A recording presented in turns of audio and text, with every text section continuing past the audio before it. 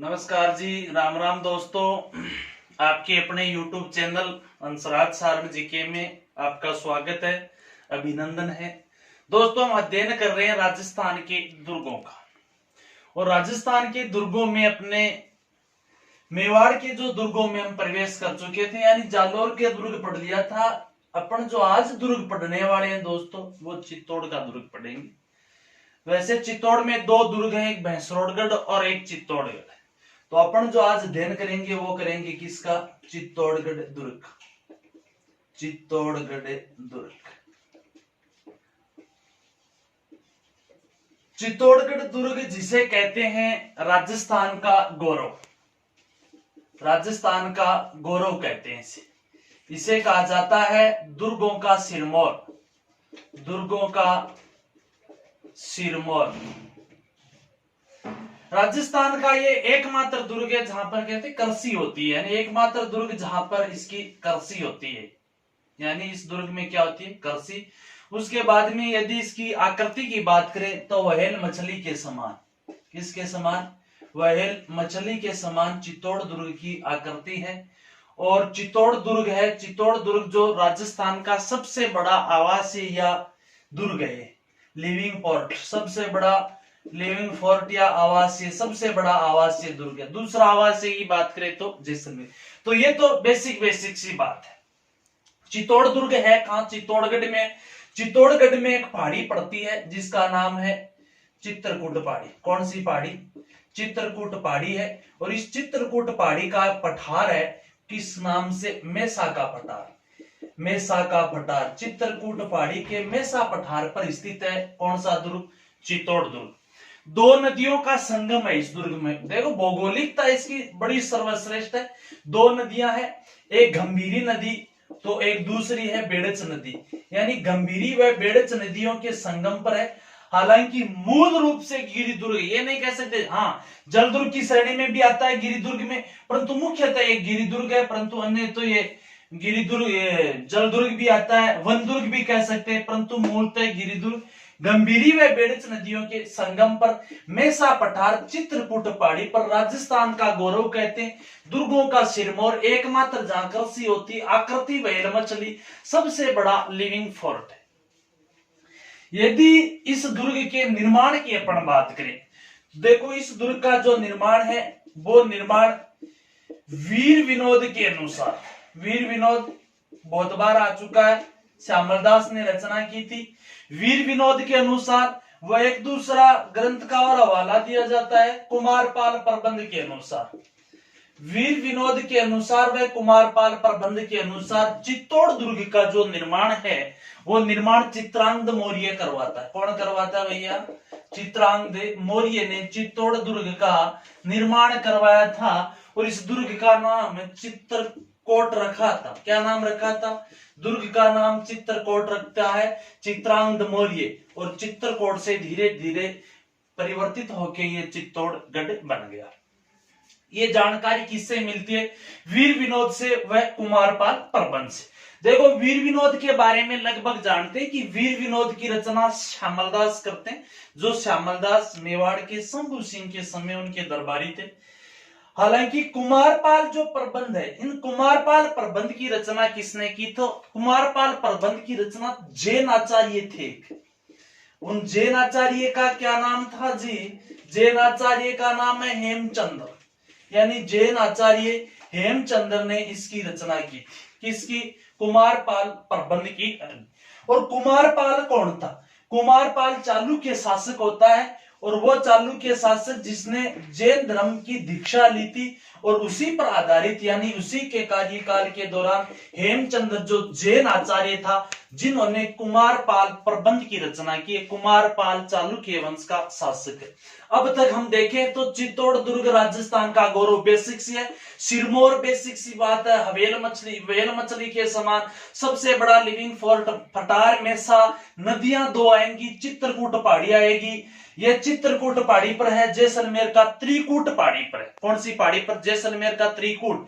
और अपन बात करें मेहरानगढ़ जोधपुर, वो चिड़िया टूक है, चिड़िया, कागमुखी, मयूर ध्वज, वो मेहरानगढ़ का सौदा है जी। निर्माण की बात करें तो वीर विनोद व कुमारपाल प्रबंध के अनुसार चित्तौड़ दुर्ग का निर्माण चित्रांगद मौर्य ने करवाया था। वह चित्रांगद मौर्य ने इस दुर्ग का नाम क्या रखा था, तो वो चित्रकोट रखा था। हालांकि इसका समर्थन देखो भैया मोहनोत नैन सिंह भी करते हैं, परंतु मुख्यतः इसका जो उल्लेख करते हैं वीर विनोद व कुमारपाल प्रबंध। और कुमारपाल प्रबंध की रचना किसने की, तो कुमारपाल प्रबंध की रचना जैन आचार्य हमीर हेमचंद्र ने की थी। यदि हम इस दुर्ग के इतिहास की बात करें, दुर्ग का इतिहास, तो जी दोस्तों दुर्ग सबसे पहले निर्माण करवाया किसने, मौर्यों ने निर्माण करवाया था। मौर्यों, चित्रांगद मौर्य का नाम आता है, नाम रख दिया चित्रकोट। क्या नाम रख दिया, चित्रकोट। मौर्यों में यहाँ का जो अंतिम मौर्य शासक माना जाता है, अंतिम मौर्य शासक मान मौर्य को माना जाता है। यानी चित्तौड़ का अंतिम मौर्य शासक मान मौर्य था। कहते हैं कि मान मौर्य को 734 में बप्पा रावल ने पराजित कर दिया था। किसने, जो बप्पा रावल था, बप्पा रावल ने मान मौर्य साहब को पराजित करके यहाँ पर चित्तौड़ में गुहिल वंश की स्थापना की थी। गुहिल वंश की स्थापना है। हालांकि ये नहीं कह सकते बप्पा रावल ने चित्तौड़ को अपनी राजधानी बना लिया था, नहीं जी, चित्तौड़ को राजधानी नहीं बनाता है। इस दौरान बप्पा रावल की राजधानी थी वो नागदा ही थी। यानी पहले मौर्यों ने निर्माण करवाया, अंतिम शासक मान मौर्य बप्पा रावल ने अधिकार कर लिया, गुहिल वंश की स्थापना होगी। इसके बाद भी यदि हम बात करें तो बप्पा रावल का जो चलता है इसी के वंशज, परंतु बीच में एंट्री मारते हैं मालवा के परमार। कौन जी, मालवा के परमार। मालवा का जो परमार शासक था मुंज, मुंज ने चित्तौड़ पर आक्रमण किया और अधिकार कर लिया था। किसके समय जी, शक्ति सिंह के समय। किसके समय, शक्ति कुमार या शक्ति सिंह के समय मुंज ने चित्तौड़ दुर्ग पर अधिकार कर लिया था। मालवा का शासक है कौन, मुंज। और मुंज का ही भतीजा होता है जो भोज, और इसी भोज ने यहाँ पर एक मंदिर बनवाया था। मुंज का भतीजा कौन होता है, भोज। भोज ने चित्तौड़ में एक मंदिर बनवाया, त्रिभुवन नारायण का मंदिर। कौन सा मंदिर जी, त्रिभुवन नारायण का मंदिर, या जिसे कहते हैं समीदेश्वर महादेव का मंदिर, समीदेश्वर महादेव का मंदिर। परंतु इसे ही आगे कालांतर में चल के मोकल के द्वारा पुनर्निर्माण करवाया जाता है, मोकल मंदिर कहा जाता है। वो हम आगे पढ़ेंगे पूरा। परंतु इतना ध्यान रखना कि परमार शासक भोज ने यहाँ पर त्रिभुवन नारायण व समीदेश्वर महादेव का मंदिर बनवाया था। जिस चित्तौड़ का मौर्य निर्माण करवाते हैं बप्पा रावल ने अधिकार कर लिया, गुहिलों के अधीन हो गया। इसी गुहिलों से ये छीन लेते हैं मालवा के परमार। परंतु मालवा के परमारों के बाद में यहाँ पर चालुक्य का भी अधिकार रहता है। कहते हैं चालुक्य शासक था, जो फेमस नाम आता है चालुक्य का राजस्थान के संदर्भ में, और वो था सिद्धराज जयसिंह। चालुक्य शासक सिद्धराज जयसिंह, जो सिद्धराज जयसिंह चौहानों से भी संघर्ष करता है नागौर को लेकर। यही सिद्धराज जयसिंह इस पर भी कुछ दिनों के लिए कहते हैं अपनी विजय पताका लहराई थी। बस दिमाग में क्वेश्चन एक ही उठता है कि वो कौन आखिर शासक था जो गुहिल वंश का, जो इसी चित्तौड़ को अपनी राजधानी बनाता। यानी चालुक्यों के बाद में पुनः ये गुहिलों के अधीन हो गया था। वो गुहिल शासक कौन था जिसने चित्तौड़ को पहली बार राजधानी बनाई थी, तो वो गुहिल शासक था दोस्तों जैतर सिंह। कौन था, जैतर सिंह। जैतर सिंह ने चित्तौड़ को अपनी राजधानी बनाया था। जैतर सिंह वही बंदा होता है जिसके दो सेनापति बालक व मदन होते हैं। इल्तुतमिश को पराजित किया था भूताला युद्ध में। चित्तौड़ को प्रथम बार इसने अपनी क्या बनाई थी, राजधानी बनाई थी। और इसीलिए इसके काल को, किसके काल को, जैतर सिंह के काल को कहा जाता है अपने चित्तौड़ या मध्यकालीन मेवाड़ का स्वर्ण काल। तो मौर्य हो गए, मौर्यों के बाद में बप्पा रावल हो गया, बप्पा रावल के बाद में मालवा के परमार आ गए। चालुक्य सिद्धराज की नॉर्मल एंट्री है, परंतु पुनः जैतर सिंह के समय चित्तौड़ पर किसका शासन, यानी गुहिलों का। और चित्तौड़ को जैतर सिंह ने क्या बना ली, अपनी राजधानी। जैतर सिंह, तेज सिंह, समर सिंह, रतन सिंह। अब देखो क्या होता है जी, चित्तौड़ में यदि मैन तो शासकों का तो कार्यकाल पढ़ते हैं, अगर चित्तौड़ दुर्ग का स्पेशल बात करें तो चित्तौड़ में प्रमुख 3 शाखे, यही इसका इतिहास है। सबसे पहले राजधानी किसने बना ली, तो राजधानी तो अपन कह सकते हैं जैतर सिंह ने, परंतु मेन जो 3 शाखे हैं वही इसकी हिस्ट्री है। उसके अलावा स्थापत्य तो अलग है। तो चित्तौड़ में कितने साके हुए हैं? तो 3 साके। जो प्रथम साका होता है वो होता है 1303 में। कौन था आक्रमण करने वाला? अलाउद्दीन खिलजी। दिल्ली सल्तनत का शासक अलाउद्दीन खिलजी आक्रमण करता है 1303 में। कहा? चित्तौड़ पर। अलाउद्दीन खिलजी के साथ कौन आया था? उसका एक दरबारी था अमीर खुसरो। अमीर खुसरो हवाला देता है अपने तारीख ए अलाई में। किसमें? तारीख ए अलाई में, या एक और लिखी थी तारीख ए अलाई के अनुसार अमीर खुसरो इसमें वर्णन करता है 1303 के चित्तौड़ के प्रथम साके का कि 28 जनवरी, कितनी जनवरी? 28 जनवरी सन 1303 को अलाउद्दीन खिलजी दिल्ली से चला था और चित्तौड़ पर आकर चित्तौड़ की घेराबंदी करता है। चित्तौड़ की घेराबंदी कर लेता अलाउद्दीन खिलजी। 6 माह की घेराबंदी के बाद अलाउद्दीन खिलजी धोखे से राणा रतन या चित्तौड़ दुर्ग में प्रवेश करता है। 6 महीने के बाद यानी आज्ञा जी अगस्त 1303 में विजय प्राप्त की थी। यह उल्लेख अमीर खुसरो करता है। यदि बात करें प्रथम साके के दौरान, बेसिक सी बात है, सारे जानते हैं भैया, मेवाड़ का शासक, यहाँ का चित्तौड़ का शासक कौन था? तो रावल रतन सिंह। कौन था? रावल रतन सिंह यहाँ का शासक है। रावल रतन सिंह की जो पत्नी थी पद्मिनी, जिसने पहले साके के दौरान क्या किया था? जोहर किया था, इसने केसरिया धारण किया था। 2 इनके और सेनापति थे, एक का नाम गोरा, एक का नाम बादल। जो पद्मिनी का चाचा गोरा था और बादल उसका पद्मिनी का क्या होता है जी? भाई। चित्तौड़ का जो प्रथम साका होता है, ये साका राजस्थान का सबसे बड़ा साका, हालांकि राजस्थान का वैसे दूसरा साका है। अमीर खुसरो उल्लेख करता है कि इस साके के दौरान अलाउद्दीन खिलजी ने धोखे से इसमें दुर्ग में प्रवेश कर लिया था। वह रतन सिंह का एक धोखेबाज या कह सकते हैं विश्वासघाती जो राघव देव था। कौन था?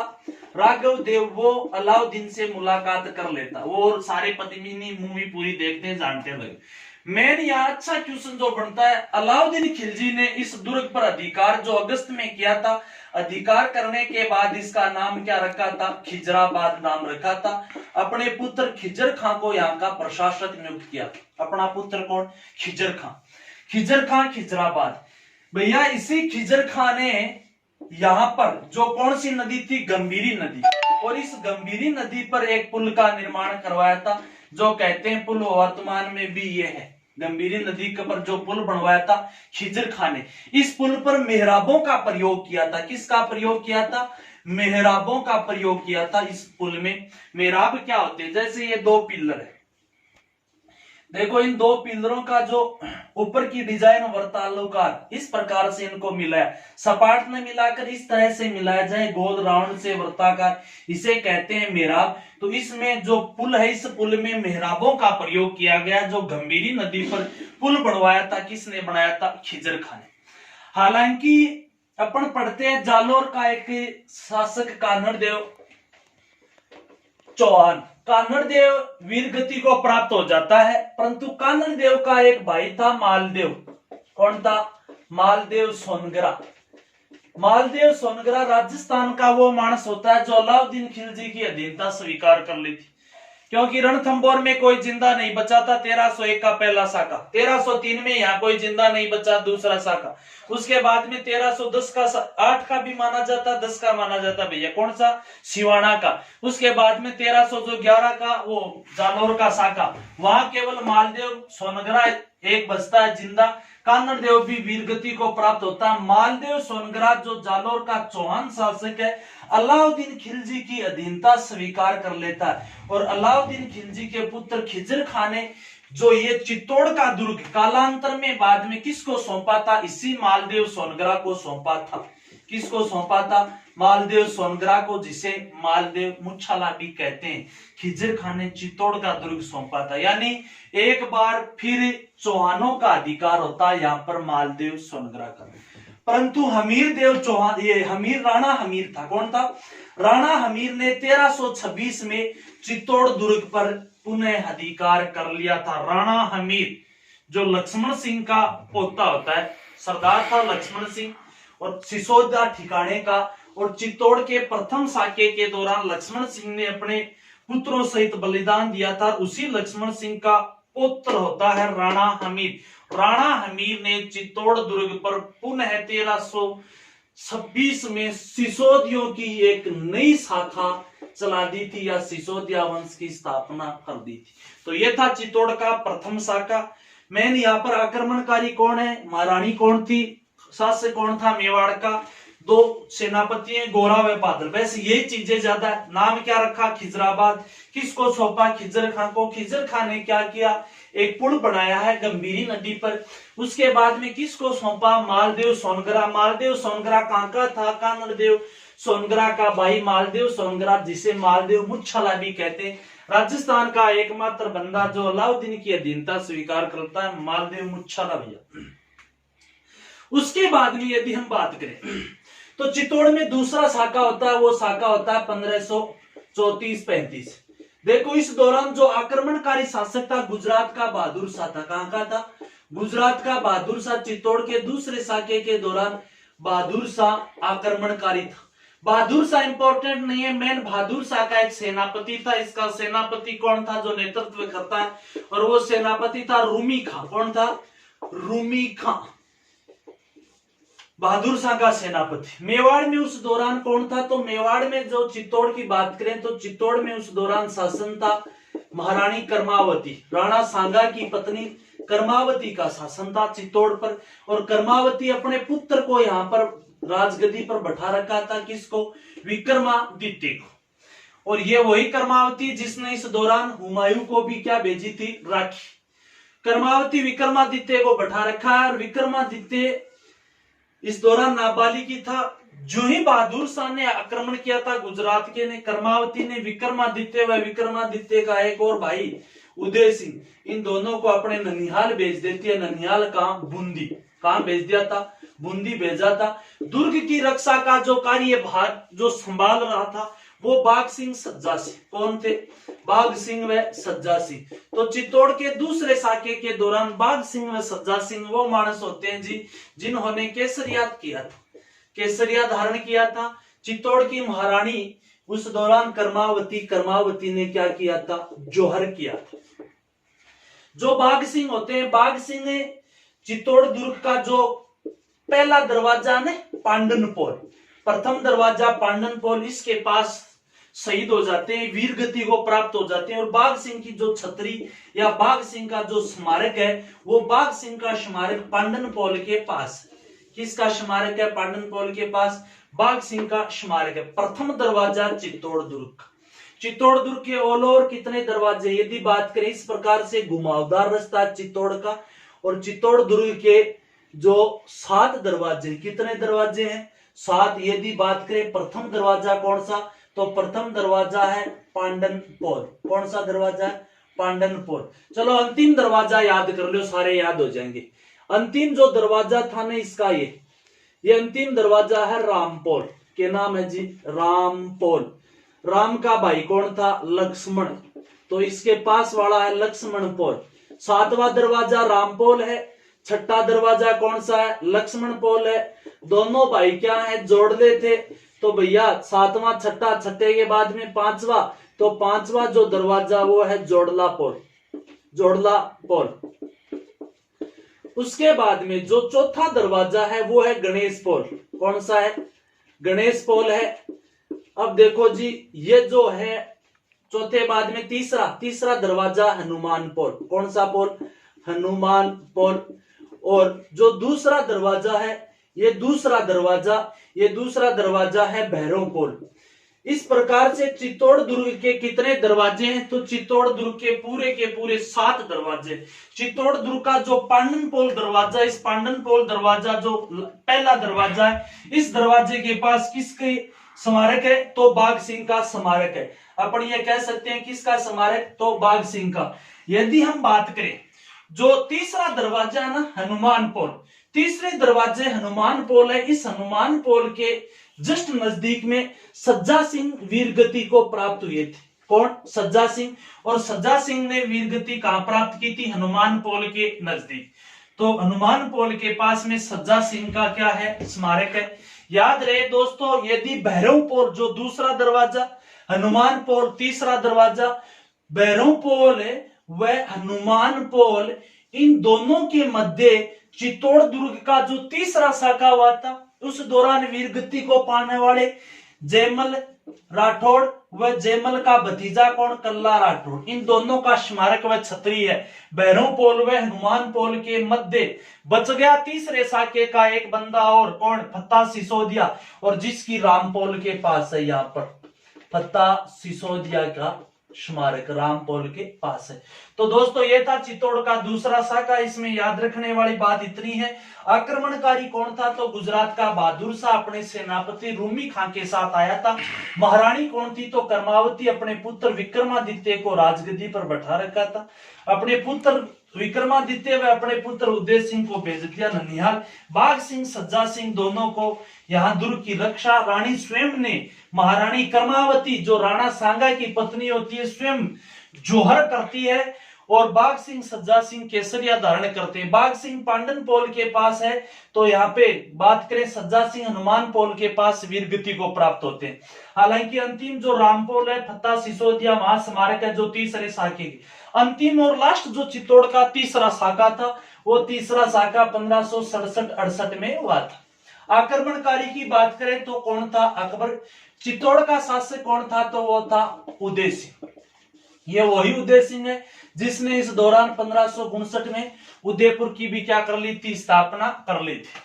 अकबर ने आखिर आक्रमण क्यों किया, सामरिक दृष्टि से महत्वपूर्ण था, मालवा व गुजरात के मार्गों पर स्थित है चित्तौड़।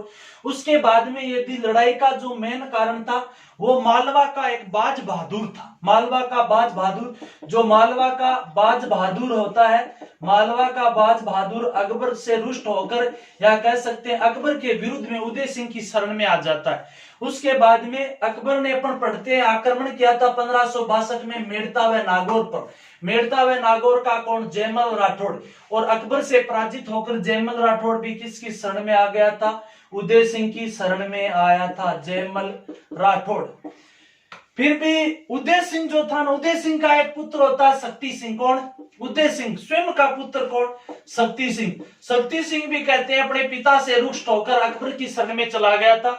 और शक्ति सिंह ने अकबर से मुलाकात कहां की, तो शक्ति सिंह ने अकबर से मुलाकात धौलपुर में था। उस दौरान अकबर कहां था, धौलपुर में बताया जाता। धौलपुर में जब था अकबर, उस दौरान वहां पर कहते हैं अकबर ने शक्ति सिंह से मुलाकात की थी।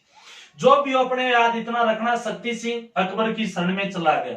जो ही अकबर योजना बना रहा था चित्तौड़ के आक्रमण की, पता चला शक्ति सिंह को। याद रहे भैया, इसी शक्ति सिंह ने अपने पिता को आकर बता दिया था कि मुगल बादशाह जो अकबर है वो तुम्हारे पर आक्रमण करने वाला है। पिता ने क्या किया, कुछ नहीं किया, बस सीधे सीधे बोल गो। ये बंदा गोगुंदा चला जाता। कहां भाग गया जी, गोगुंदा। कौन, उदय सिंह। उदय सिंह गोगुंदा जाता है। दुर्ग की रक्षा कौन करेंगे, जो आए हुए हैं वो जयमल राठौड़ दुर्ग की रक्षा कर रहा है। जयमल का साथ इसका भतीजा देगा कौन, कल्ला राठौड़। और उसके बाद में एक होगा सहयोगी फत्ता सिसोदिया। ये दुर्ग की रक्षा का भार संभालते हैं उदय सिंह जी गोगुंदा। क्योंकि उदय सिंह को चित्तौड़ के दूसरे शाखे के दौरान महारानी कर्मावती ने सिखाया यही था, बेटे कुछ नहीं, अगर कोई आक्रमण करे तो भाग जाना। क्यों, ननियाल भेज दिया था इनको। हाँ जी, यदि बात करें चित्तौड़ दुर्ग को अकबर घेर लेता है। चित्तौड़ दुर्ग का जो उत्तर का दरवाजा था लाखोटा दरवाजा। कौन सा दरवाजा, लाखोटा दरवाजा। कहते हैं अकबर ने चित्तौड़ दुर्ग को जीतने के लिए 3 तरफ सैन्य बंदे की थी। उत्तरी का दरवाजा है लाखोटा दरवाजा चित्तौड़, अकबर स्वयं कहते हैं उधर जो अपने नेतृत्व में सेना को तैनात किया था। पूर्वी दरवाजा था सूरजपोल। बहुत अच्छा है जी ये सूरजपोल। पूर्वी दरवाजा जो कीर्ति स्तंभ प्रशस्ति इसी सूरजपोल के नजदीक में है। सूरजपोल की तरफ एक जो दक्षिण का जो चित्तौड़ी डूंगरी थी, इस ओर अकबर ने क्या अपनी सैन्य बंदी, यानी 3 तरफ सैन्य बंदी करता है चित्तौड़ को जीतने के लिए अकबर।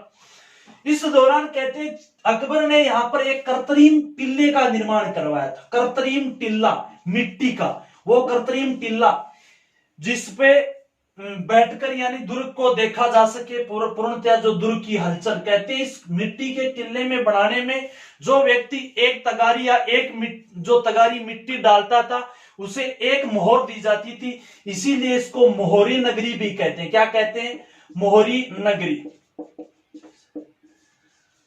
इसका भी अकबर ने क्या निर्माण करवाया था। इस दौरान अकबर स्वयं पहरा देता था चित्तौड़ दुर्ग को जीतने के लिए। कहते हैं संग्राम बंदूक के सहित अकबर स्वयं उपस्थित होता था। संग्राम बंदूक जयमल राठौड़ के संग्राम बंदूक के सहित ये अकबर उपस्थित यहाँ पर कहते हैं पहरा देता था स्वयं।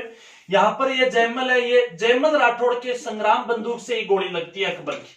जब जयमल राठौड़ घायल हो जाता है उस दौरान कल्ला ने अपने चाचा को कंधों पे बैठाया था। हमने ऑलरेडी पढ़ चुके हैं 4 हाथों वाला लोक देवता।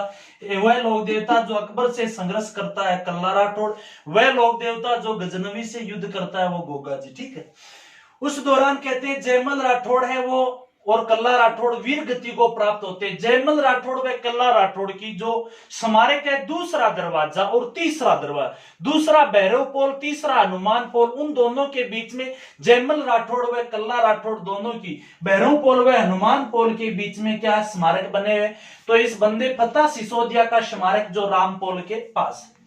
ये युद्ध अकबर जीतता जरूर है परंतु ये विजय अकबर पर कलंक था। एक तरह से अकबर ने कत्लेआम करवाया था यहां पर इस दौरान, परंतु अकबर ने अपना कहते हैं या जो कलंक मिटाने के लिए जयमल व फतेह सिसोदिया की दोनों की मूर्तियां स्थापित करवाई थी आगरा दुर्ग के सामने। कहां पर?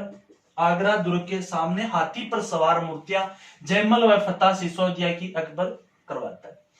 तो दोस्तों ये था अपन ने निर्माणकर्ता प्रदेश शुरुआत की, जो 2-4 सिरमौर वगैरह, पठार कौन सा है, पहाड़ी कौन सी है, नदियां कौन सी हैं, विशेष थी वो बातें देखी। निर्माण में 2 जो ग्रंथ है, वीर विनोद, उसके बाद कुमारपाल प्रबंध, उसके बाद देखो मौर्यों का शासन रहा था, मौर्यों के बाद में बप्पा राव ने अधिकार किया था।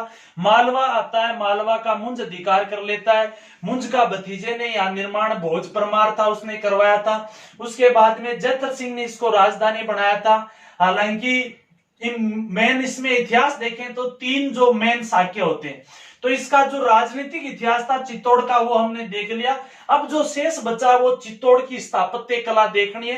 तो स्थापत्य कला में वैसे तो ये यहां से आएगा कि जो 7 दरवाजे, विजय स्तंभ है, कीर्ति स्तंभ है, किस रानी का यहाँ पर महल है, पद्मिनी का महल है, कुंभ श्याम का मंदिर है, उसके बाद मीरा का भी यहाँ मंदिर है, फतेह प्रकाश महल है, आदि वगैरह जो अध्ययन हम करेंगे अगले वीडियो में। धन्यवाद दोस्तों, जिस किसी को पसंद आए लाइक शेयर सब्सक्राइब कर देना जी। धन्यवाद।